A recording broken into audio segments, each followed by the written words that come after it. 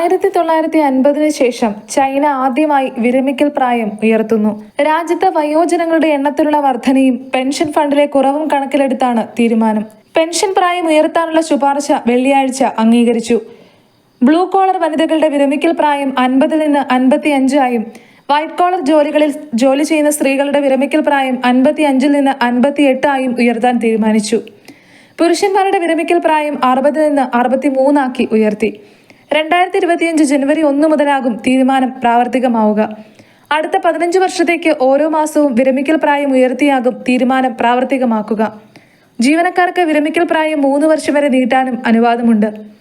2030 സർക്കാർ ജീവനക്കാർ സാമൂഹ്യ സുരക്ഷാ പദ്ധതിയിലേക്ക് കൂടുതൽ തുകയും നൽകേണ്ടതായുണ്ട്.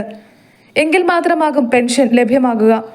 രാജ്യത്തെ ജനന നിരക്ക് കുറയുകയും ശരാശരി ആയുർദൈർഘ്യം 78.2 വർഷമായി ചൈനയിൽ ഉയർന്നിട്ടുണ്ട്. News desk city voice.